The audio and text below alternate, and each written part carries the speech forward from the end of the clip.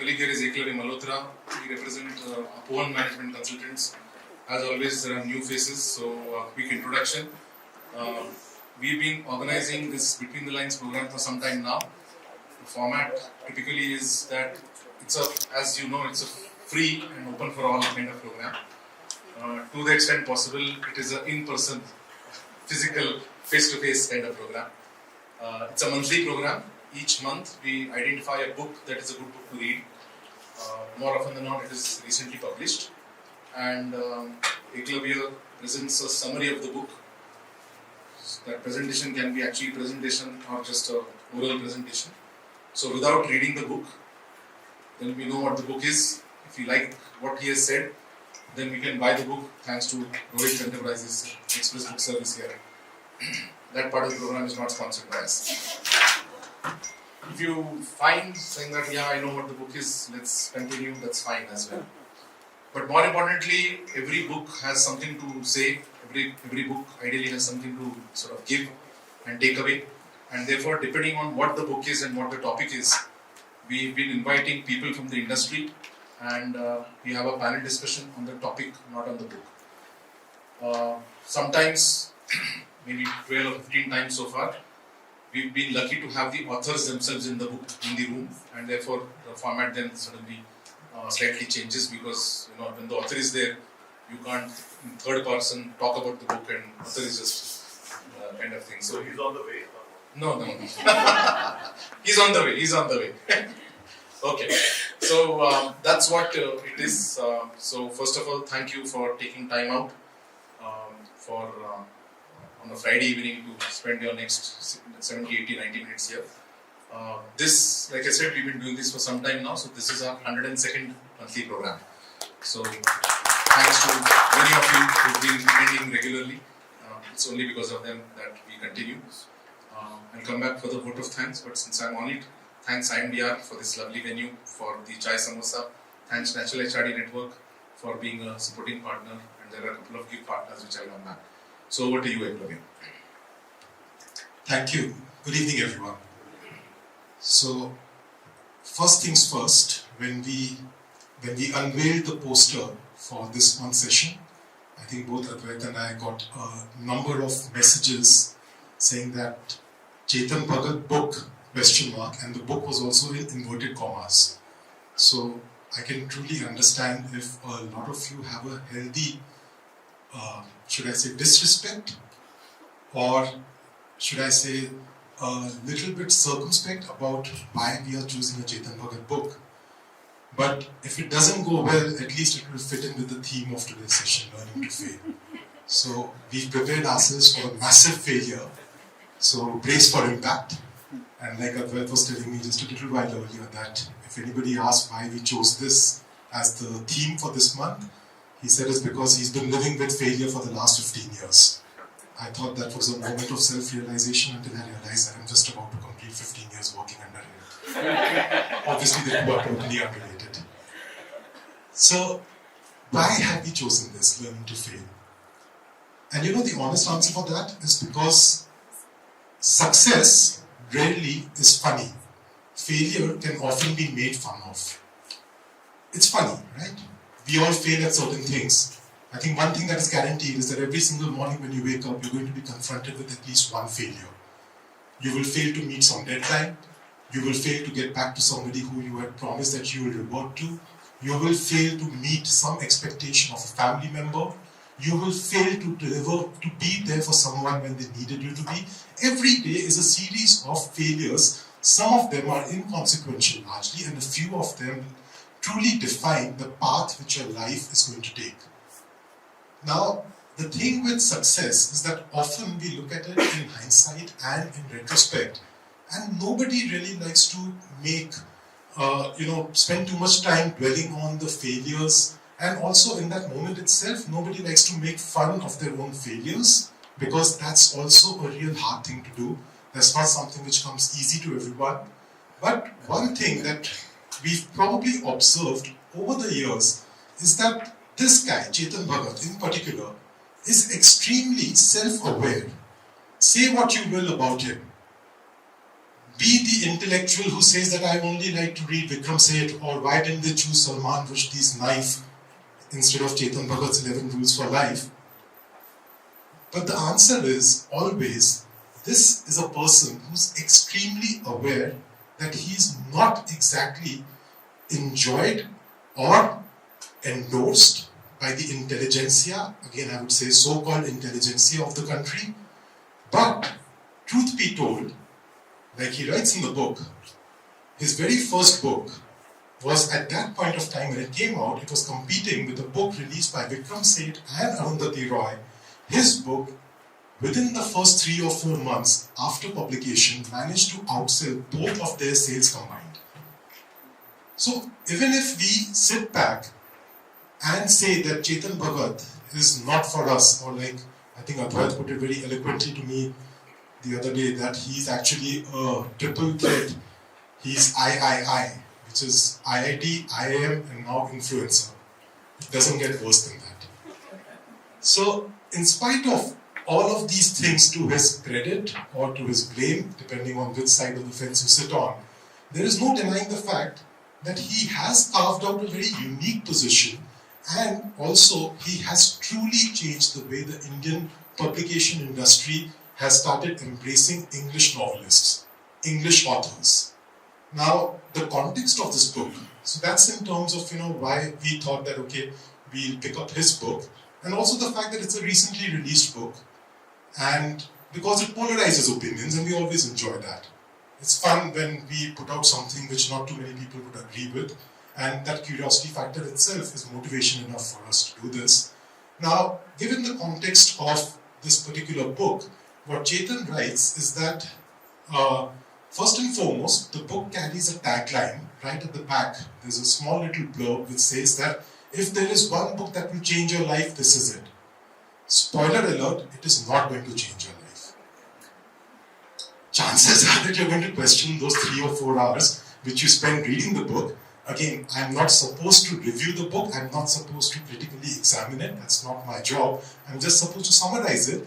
But if you want the, kids nowadays say the TLDR version of it, too long, didn't read, that's basically it. The book is not going to change your life, but is it going to make you stop and at least sit back and say that, okay, this guy seems to be self-aware, at least he seems to be willing to put his story out there and dissect it for what you will.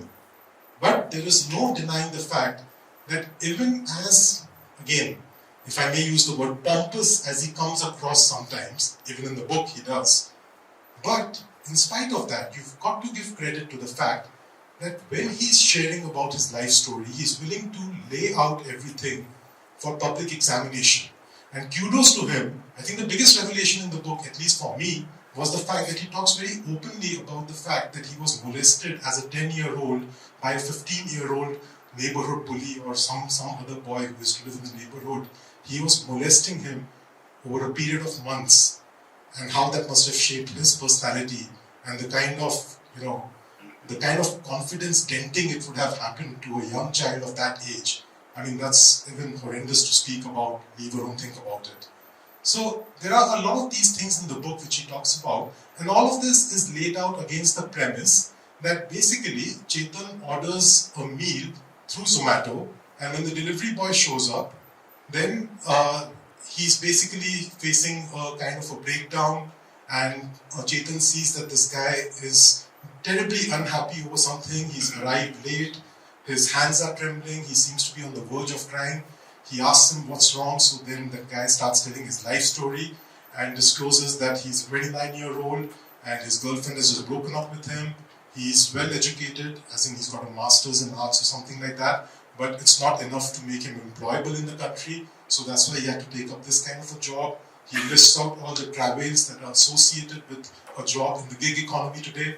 He also shares the fact that he has absolutely no self-esteem left now with all the constant beatings that he has received from society at large, from his family, from others. And all of this then leads to Chetan asking him that, do you want me to help you out and share some hard truths about your life with you based on my 50 years of existence and those little insights that I've picked up from my own life story. The guy readily agrees, and then over a series of lunch orders, which this guy delivers to Chetan's house every day, he proceeds to prescribe these 11 rules for life, or basically, like he says, the hard truths which nobody else speaks about. And as a precursor to this, what Chetan speaks to this person is that, first of all, understand that the world is not here to make you feel happy, to make you feel wanted, to make you feel loved. So again, this book is quite contrary in that regard to many other self-help books that you come across.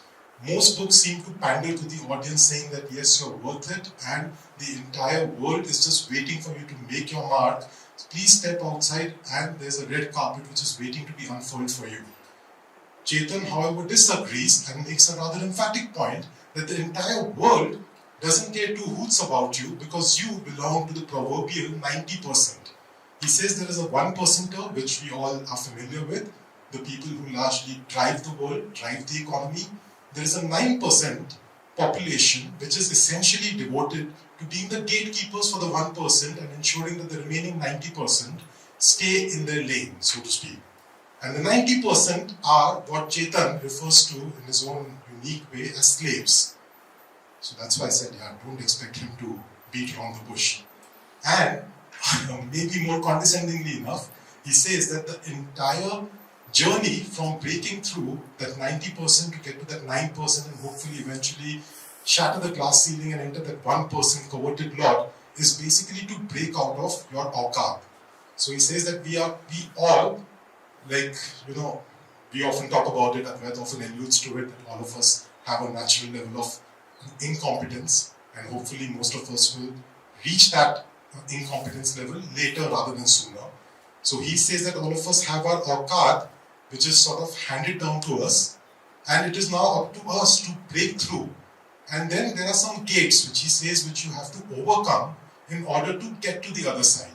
And now what are these gates? These gates are basically defined by these 11 rules for life, which revolve largely around self-esteem, which revolve around moderation, which revolve around self-love, self-care, which also embody the basic principles of breaking through calcified old ideas about how the world functions, about how everything is destined, about how everything is preordained and nothing is within your control, everything is decided by some other entity and you're just supposed to play out life as it is.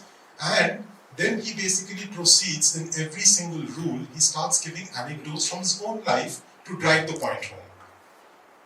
Now, for some reason, the very first rule that he chose to write about was never ignore your physical fitness. So I ignored the next 30 chapters, the 30 pages of the book, and I moved on to the second part of it. So yeah, something about fitness, Advait is much better poised to talk about that rather than me having completed some 55 half marathons. So he talks about starting with physical fitness, essentially to master your emotional fitness and eventually arrive at a level where your mental fitness is also under your command, under your own domain of influence, rather than getting swayed by everything that happens in the environment around you. And then that's where he basically talks about some of the incidents from his own life. And it's a very telling thing because what also comes off from this book is that Chetan Bhagat seems to have had a kind of a tumultuous childhood. Like, for instance, he dedicates the book to his father and his father's favorite quote, which was, "You will amount to nothing in your life." The entire book actually seems like a sort of a rejoinder to his own father.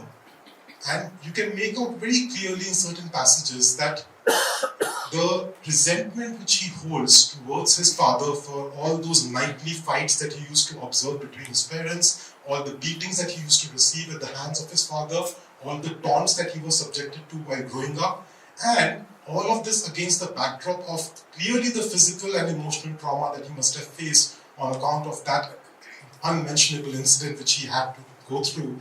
All of that has probably led him to be the kind of person that he was, and he says that he was disgusted by the person that he was ending up becoming. And towards his late 40s is when he apparently decided to take charge of his life, and that's when all of this journey of delving deeper into within and trying to connect with in terms of that self, who am I and what do I really prescribe to, what do I want to live my life by, Do I want to be defined by the box office success of my books, of my scripts, or do I want to rise above it? And do I really wish to actually dispense out gyan, like he says, but in meaningful doses which the youth of the country that looks up to him as a change maker, as an influencer, can actually, hopefully, benefit from. So everything in the book is basically geared towards that.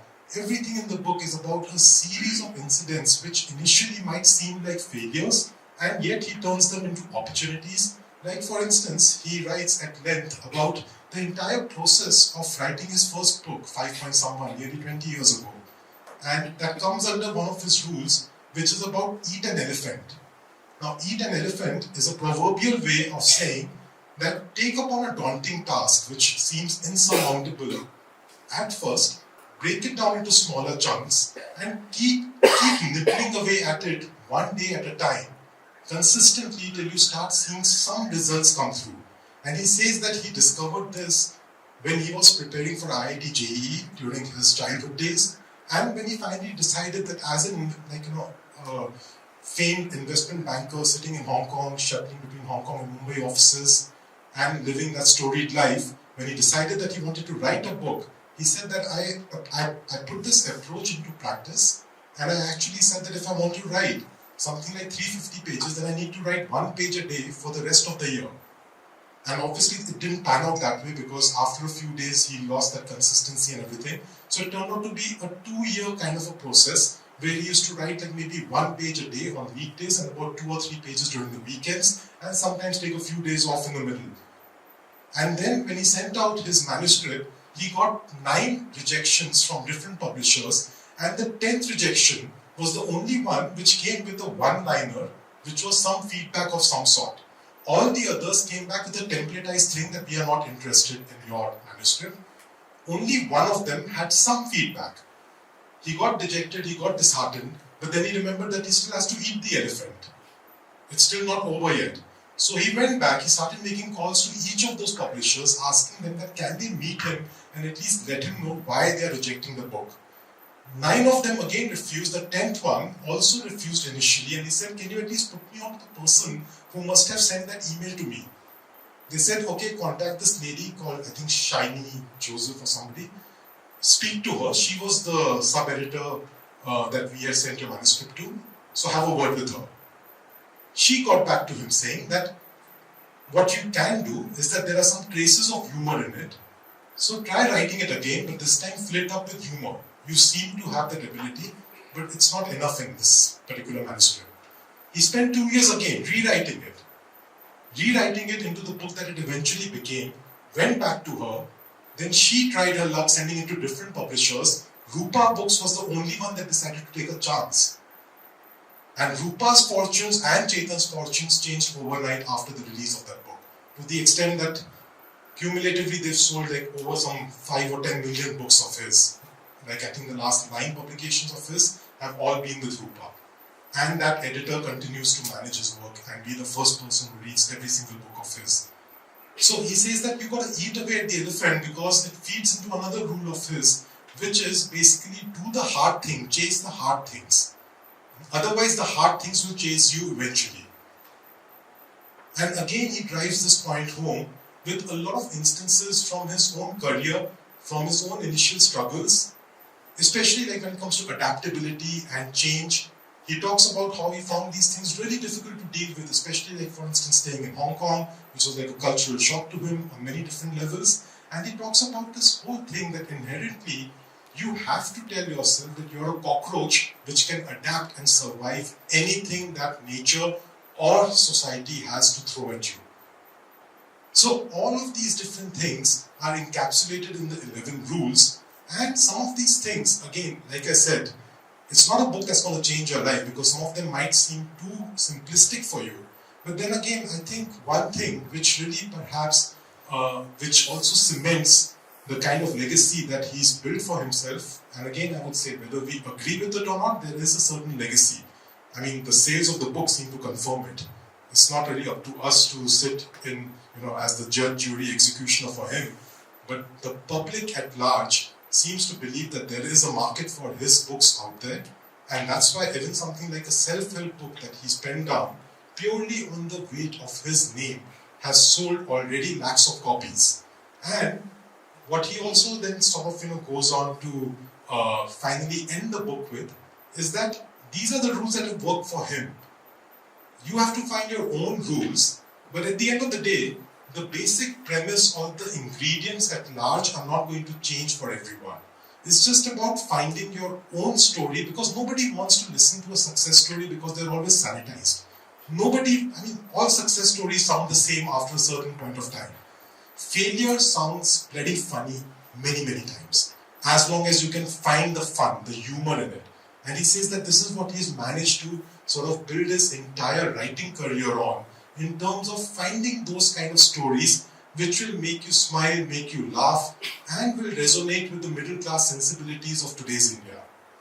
So, again, long story short, it's a decent book in terms of understanding how a 50-year-old would view the position that he enjoys today as being someone who India's youth listens to. I'm not sure if they look up to, but yeah, they definitely seem to listen to him.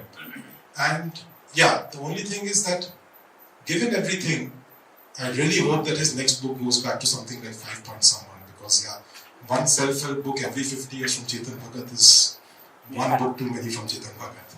Thank you all, and I'm Eklavya, and now we move on to the main part of today's discussion.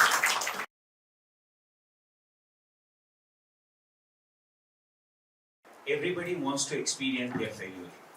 Do they learn from others? No, I want to experience, because I feel I'm different than probably, unless I completely convinced. I would try and jump and do it. My perspective. As I mentioned about failure resume, I think sometime 2 months back I did that Ankur Warikoo book, right? Yeah. Do epic shit. That's the name of the book. Yeah, I And you're not being mean. and he actually had put up a failure resume kind of thing. Answer the other question. I think it's a great success that we are talking about failures here only. I just feel the failures I got during childhood, or especially schooling days, I think helped me learn more now as I look back. I always felt my friends who were into sports at that time, I think dealt with in adulthood better. I just see my friends, school friends now, the backbenchers are actually doing much better, probably, when. But now we don't have exams in schools. So do you think your childhood impressions really define how you deal with failures in adulthood? How do you see that? Upbringing. I definitely think it does, because it's not about dealing with failure. The real failures that we all face are in adulthood, right? So I think, like school, you're training for your job. In school, you're training for your life. And if you don't face enough failures, if you don't get those whacks and learn from them and know it's not going to put you down, you dust yourself and pick up, it trains your mind, right? So as you grow, you have a more tolerance or threshold for tolerance to failure. But if you've had a very easy, successful life, the toppers who had it very easy, always achieved all they wanted to, really, they are the ones who do struggle, and the first time in adulthood when they face failure, that's more dangerous than it going the other way around. So general proficiency students are not good. So there's an interesting poll that I ran with a bunch of coaches a couple of years ago about childhood failure memories, and the one that majority of them picked up was when the first crush turned down the proposal. These days it can happen in school. Exactly. You had a question. Is it in today's date, are we in an era where it's okay to fail being celebrated too much? I mean, at certain periods, I feel it's success is important at 100% success. Like let's say, 1% failure also cannot be, like when you mentioned about a heart surgeon. A 1% failure is critical. Or let's say a mission to Chandrayaan, we probably did 99%. The first Chandrayaan mission, 99% of it was correct. The last 1% is where the last 5 meters drop was where it failed. But eventually, it's a failure. So, are we in an era where it's okay to fail being celebrated too much? That's a good question. first of all, to think in terms of is it really okay to fail is what you're asking, right? It depends what's happening there. And I think that's where the difference is between failure and mistake. So being complacent, being casual, allowing things to happen because you didn't care enough, those are not what we are probably talking about celebrating. That's a lapse, and you were paid for that job and you had to take care of it. So that accountability element cannot be taken out. But it's more about, like, I think was talking about, innovation when you're trying to do something different. For example, when HP is developing its products, they were just looking at the R&D department's metrics. Only 6 out of 100 are making it to the market, right? When VCs are funding ventures, they're just banking on that 1 out of 10, which is going to get them money and much more back. So that's the statistics when you look at it in terms of innovation or risk taking. That's where failure is rewarded, not for sitting back in your comfort zone and not doing what one is supposed to do. One more point to add is today's competition is so fierce, and if you look at context-wise where the heart operations or space shuttle, etc., if you look at that, vertical is different. But when it comes to academics and a competition, somebody getting 99, somebody getting maybe 78, do you think it's a comparative failure? But are you really celebrating that? Okay, I think somewhere the context of competition is something which you have to look at. When it comes to failure, are you failing in front of what? Or where do you measure your failure from? To a 99% to 86%? Or somebody who is 99 to 98? And that's where today's world, I see there's a huge competition in every area. And that being the reason when you talk about the failure or a success, there's always a comparative analysis of it. In fact, they say that the second is the first loser. But I'll give a different angle to it. It's okay to fail. Think about when you have that mindset. It's not okay to have that mindset when you start towards your goal. It is something that your mind should activate once you've failed. If you go into something saying, you know what, it's fine, if we could fail, it's going to be okay, then the chances are you'll definitely fail. But I think this phrase is to pick up the people once you've had that failure, to pick them up and try again instead of giving up. One question is, why is this side of the audience failed? Ask a question. I had a comment to what Milind said, that failure is very relative actually. Failure for one person is success for the other. My daughter got 88% in her 10th standard last month. Her best friend got 97%.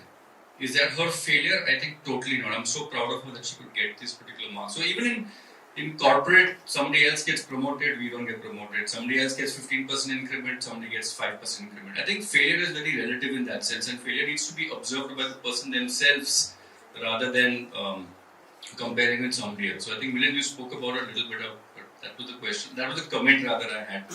And I think to Lata's point about the operation scenario, when you see a doctor or you see somebody screwing up, but you don't have that culture in your company or organization or whatever to speak up, I think that's a very, very dangerous situation to be in. So that I love that point of view. Thank you. Okay. I agree with what Neville said, because since he mentioned about the results, nowadays generation, the whole batch gets 100%. So if one student gets, like he says, below 90, how will they ever know what is the benchmark for failure? Because everybody is such a, is something wrong with the education system? Marking what? How will this generation, how will this generation ever know that?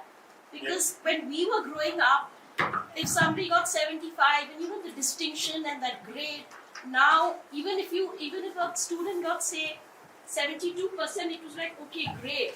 But now if you get 72, they just look down like you're dirt or something. I mean, who decides that? It's nothing to do with the schools. Say a Wimbledon final, the losing finalist cries. It's a failure, but he's number 2 in the world. But he or she cries. I think for the students, the responsibility goes out to the parents now, not to compete with each other. So here's a parent who wants to ask a question. My question is to Lata. I think what I observed, Can at I least in respond the, to this before Yeah, you please. ask the question?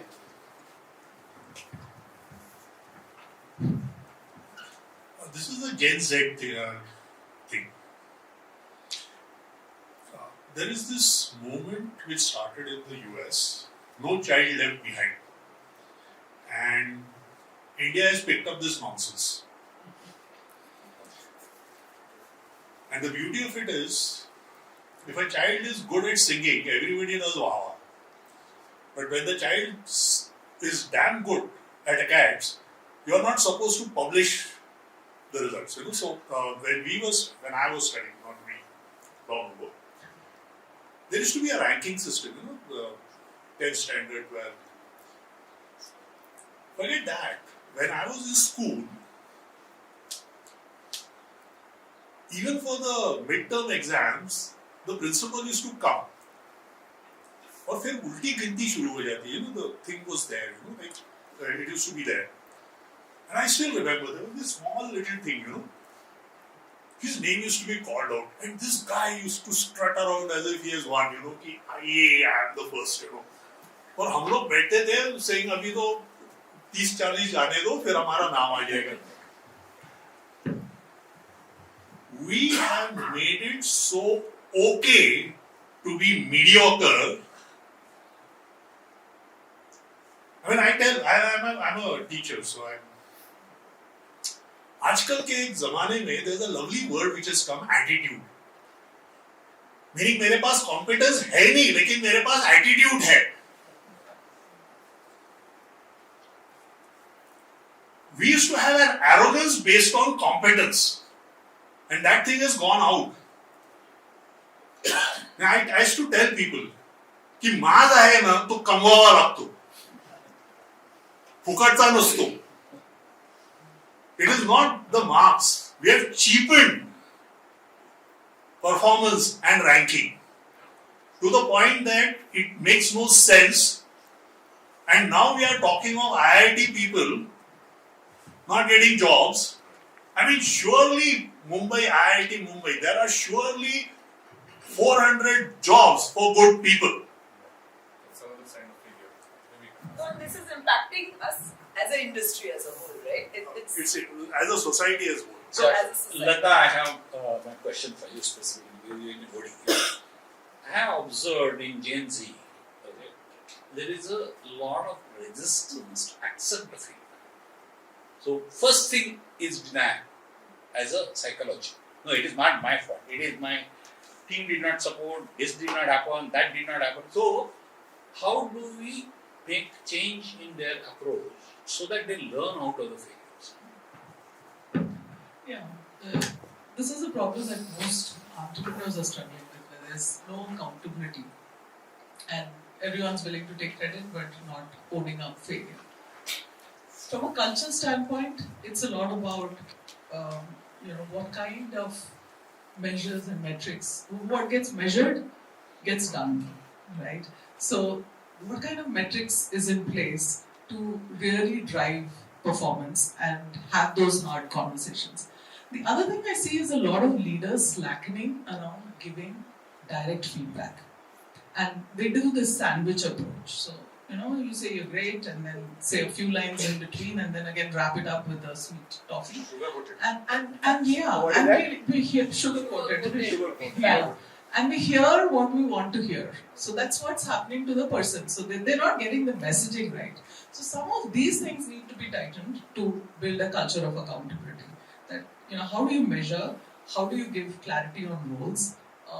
How do you reward people?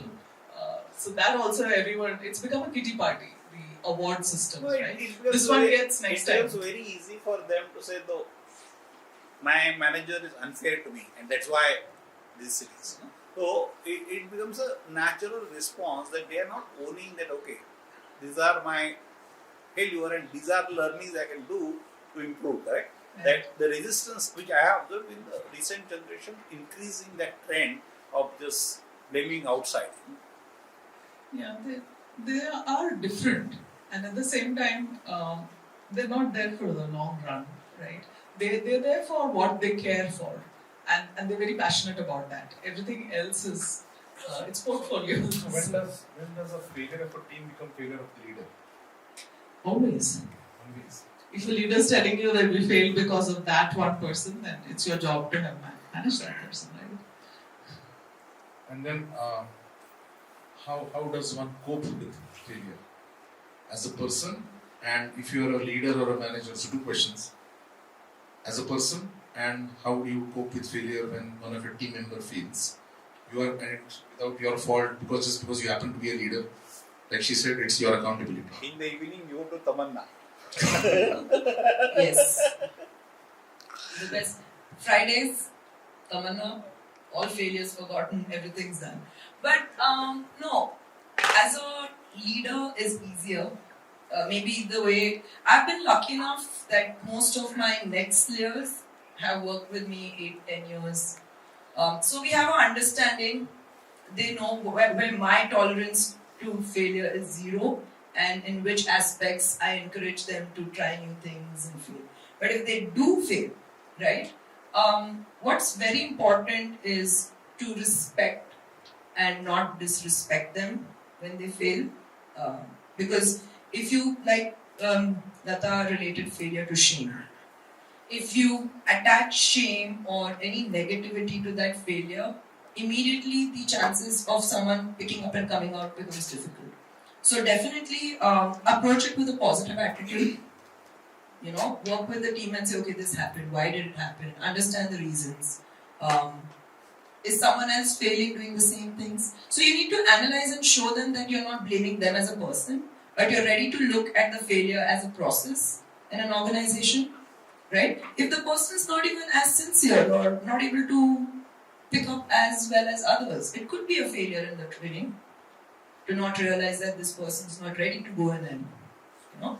But Milind, this is all, leadership, HR, be a nice leader, don't blame the person, discuss. But when your superiors say, do the root cause and pinpoint, what do you do then? See, typically, check out, first of all, there are tools and others you can use, but first is human aspect. Have you really checked the clarity of role one had to do? Was there a right communication as to what is expected exactly? Because many a times you assume, so-and-so person knows about it and will do it. Now this gap, if it is there and it's failed, then it's a leader's responsibility. Also at the same time, the competence of the person who is doing it. Would it really need some training, hand-holding to make it happen? Okay? Because see, unless there's a net practice and you get somebody down straight away on the field, it's going to be difficult. So are you doing all these so-called processes really to see that you're able to achieve the goal? Okay? If after doing all this, still if you fail, okay, then there is definitely something which you have not considered. And that's leader's responsibility. That was something which was an option or alternative which you have not looked at. Now, are you really able to analyze that as a leader? It's very easy, as rightly said, that you blame somebody else because your locus of control is outside you, saying that anything which is happening is because weather is not good, this is not good. So if that kind of a leader is there, you will always have teams suffering badly on it. And when you are really clear on where you have failed, it's very easy for you to explain to leader also why it has happened and how you're going to mitigate it next time. I think probably that detailing, or rather I would say it's a pre-step before even if you get into any of the activities or everywhere that's been happening, the right plan, right organizing, delivering, monitoring. If it is not happening as a process, I'm sure there's a chances of failure much higher. Okay. But Milind, I'll tell the flip side. So we told all the good ways of handling failure, right? There are certain failures you should have no tolerance for, which relates with your Gen Zs and carelessness. If someone's failing because they just don't want to try or make an effort, you have to make an example for them, of them. But lack of failure, like she said, is not a failure. Lack of effort is not a failure. No, but due to lack of effort or carelessness, you're just not being detail oriented. You had a data issue because you just didn't double check who you sent the data. So those things which a person can just do by being more careful. You can't teach that, right? The person has to have that ownership. Silly mistakes, yes. Silly mistakes, right? which you can't train, you expect someone. And then they are not, if you are okay with it or don't do something, then the whole culture starts spreading and people think, oh, you know what, why should I be careful because it's acceptable. So those kind of things you have to cut at the butt before it spreads. But there's a management dilemma here. Just before this session, I was speaking somewhere else on performance management, and during the break and during tea coffee, one of the persons came and said that आपने जो बोला वो सब ठीक है, that have that conversation and tell that where you've done a mistake and not blame the person but kind of thing. But he said कि ये तो appraisal एक दिन का है, rest 364 days I have to work with the person. So I have to be nice to that person even during appraisals. So how do I then tolerate failures? Does it mean that I have to tolerate failures because I have to be nice to them? Because at the end of the day, rest of the year I have to get work from them. This was a person who was working with, say, blue collar workers. From the leader. The supervisor was saying that worker has made a mistake, but I can't blame that person and forget this is not unionized or whatever. So that pressure on them. Don't you think fear of workplace has really come in? It didn't exist. A couple of leaders are scared of their teams and taking a hard stance these days. If there's a measurability or clarity, I think this would happen where you are able to, first of all, whether the person who is making a mistake is realizing that he or she is making a mistake and deliberately continues, then I think there's a different stand to be taken.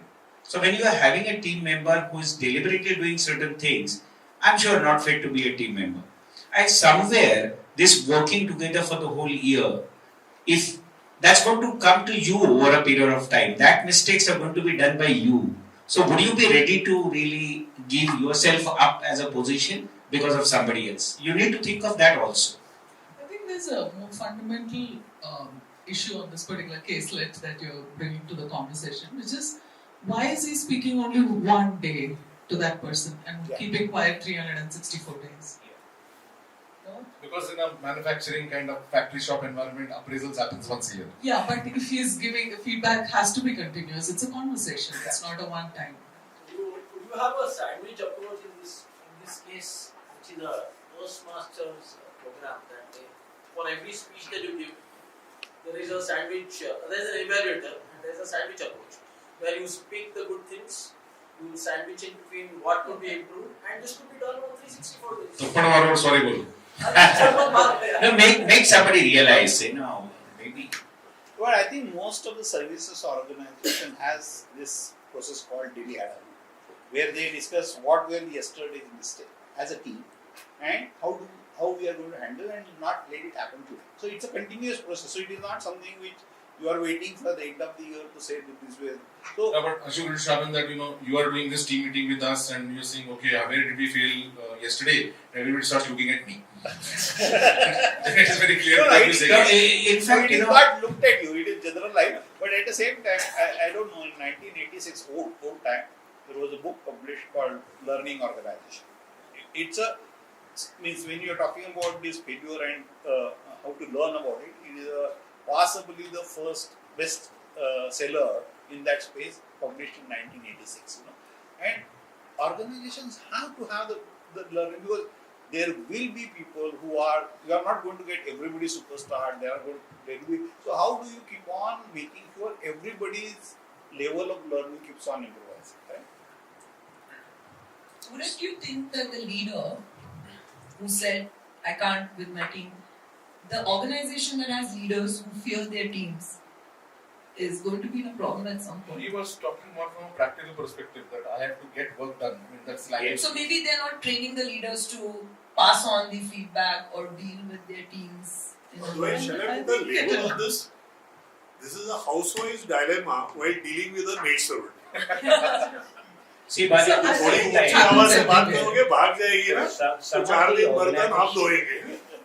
some of the organizations have put in processes around it of feedbacks.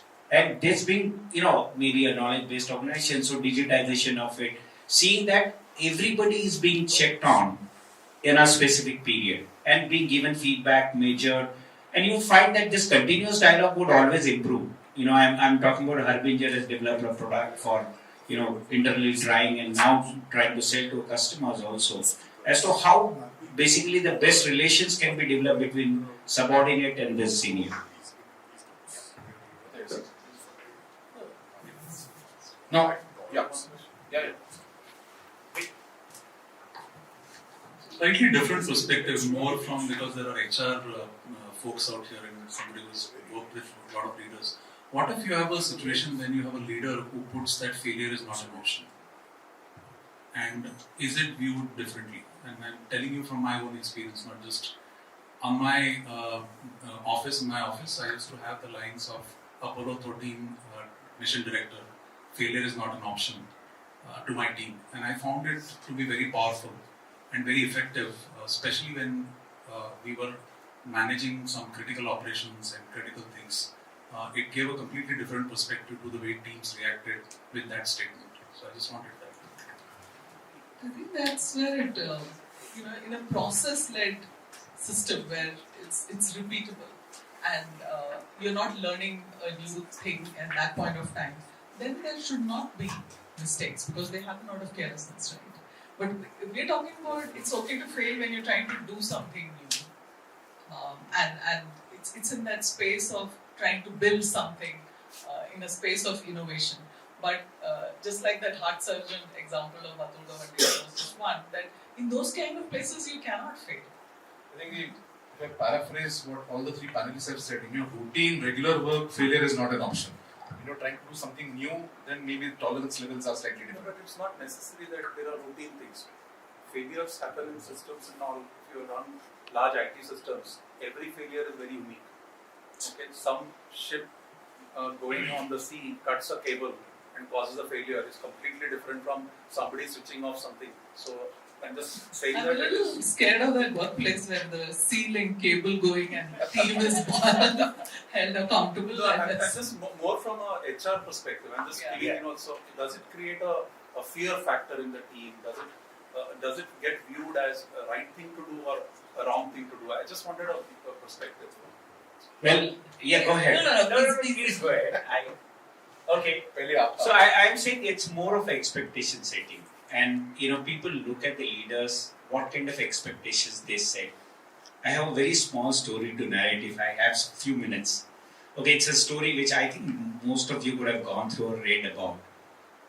There's a butcher who is just about to close his shop, and he gets he happens to see a dog around, and this dog is having a bag with him, and so butcher is wanting to shoo the dog away, but the dog is still around. So he goes and observes that there is a note that I want so and so, and the money is kept in the bag. So he gives that, puts it in the dog's neck, and then he says, he was about to close the shop, so he said, let me close the shop and chase this dog, what's happening?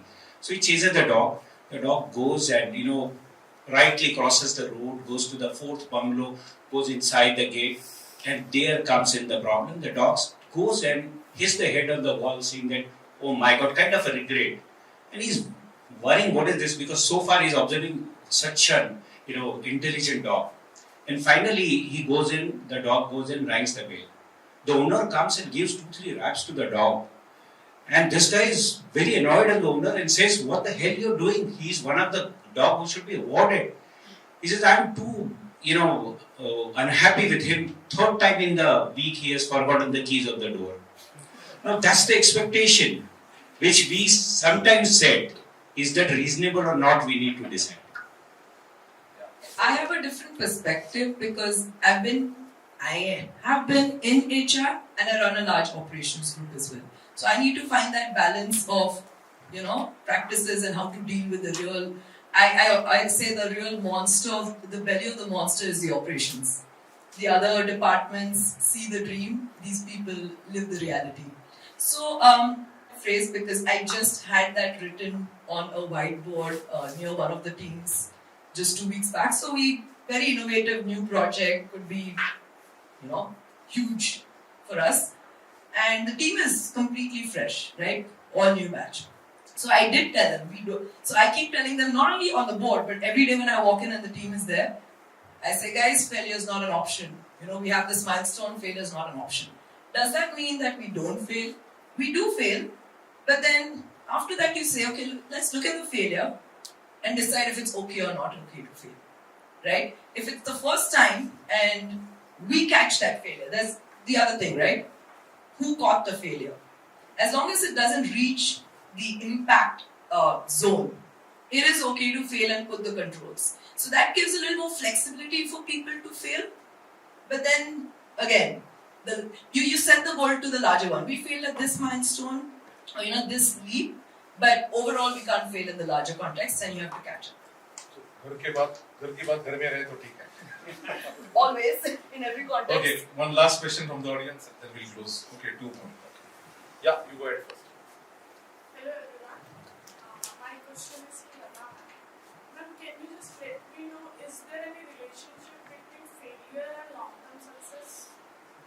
Big relationship. The more you fail, the more likely you are to succeed, unless you're a fool. So, because people learn so much from every failure. In fact, all the studies show that every time you fail, you have to pull back and introspect as to why did it happen, and that happens in sports, it happens in businesses, right? That introspection and taking out those insights from the failure is very important, because like the very cliched Edison example, right? When he was trying to invent the light bulb and he was trying to make the filament, and I think he failed 9,000 times, or whatever the statistics is, 9999. But the fact is, he said, each time I learned how not to do something, right?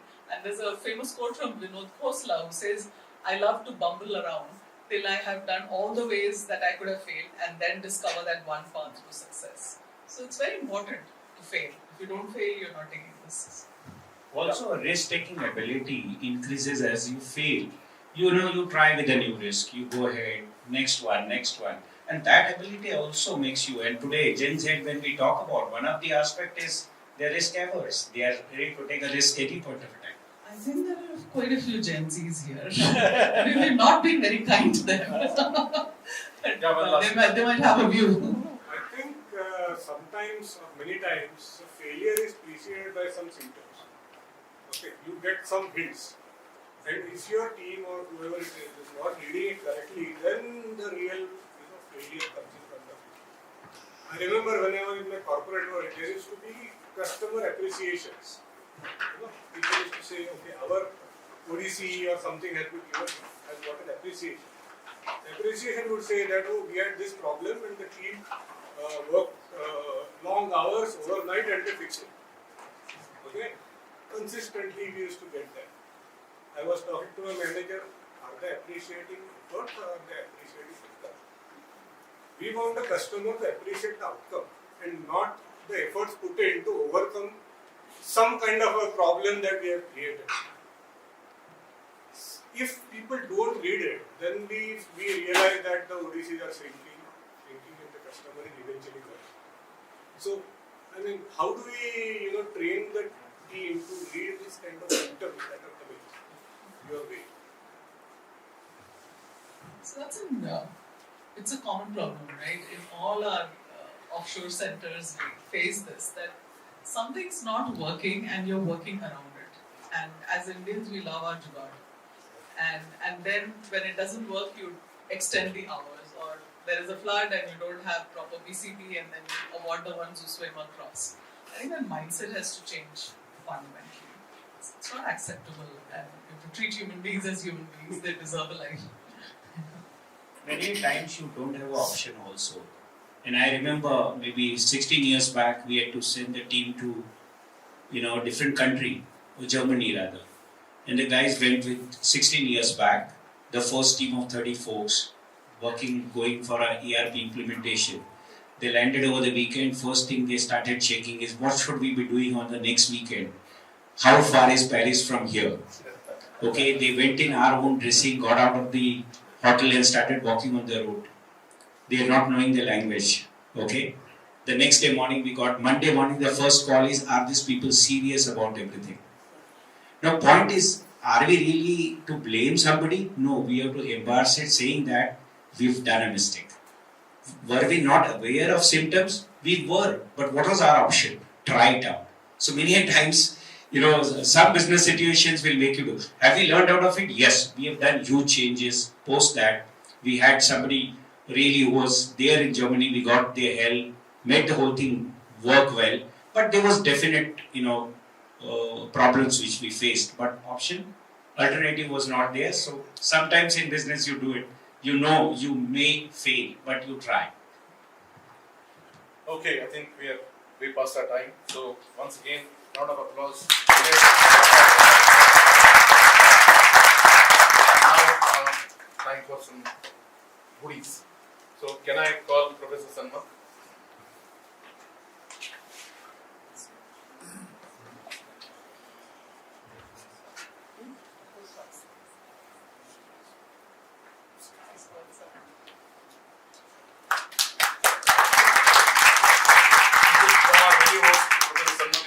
Professor here in IMDR. We met with 2 weeks back.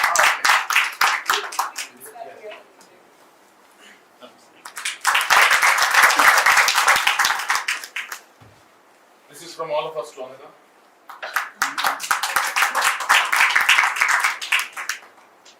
Wait. Don't pick up your bag yet. Can I send it to you?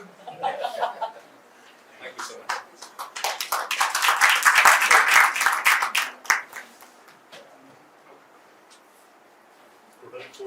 Four gifts, sir. Yeah. This is one more from Double Tree Hilton from Chichko.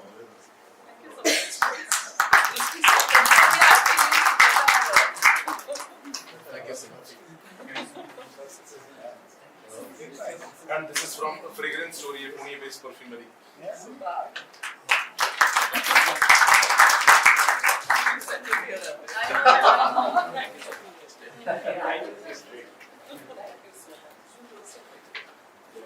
And then we have, where is he? Rahul, you want to just.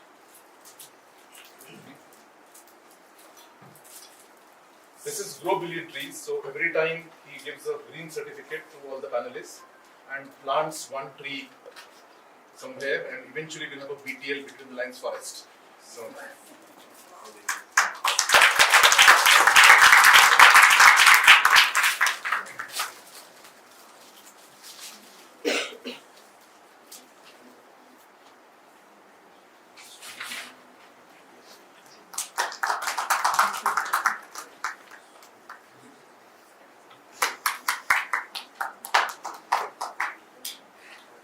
Proclaim that you have planted a tree.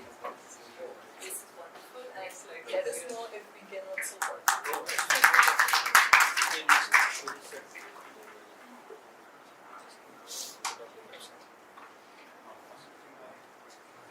Thank you so much. So we'll not be planting the tree, we'll also take care of the tree for the next 3 years. Make sure that it goes and if you have to be passed by that area, it's even on the keyboard. One of the trees is yours. We will not put the names, but one of those trees will be planted. But need of the hour. Really great. Thank you so much. Thank you so much. Thank you again, and hope many of you will come for our next program, which is on 21st of June. It's a going to be a very different program. We have Arun Vaku's latest book that has got published last month. It's on compassion. The foreword has been written by His Highness the Dalai Lama, and we're trying to give a different format to that program. So let's see how it goes. 21st June evening, 5:30 to 7. Maybe a different location. Watch my space, LinkedIn or whatever. Yeah. Thank you, and have a good weekend.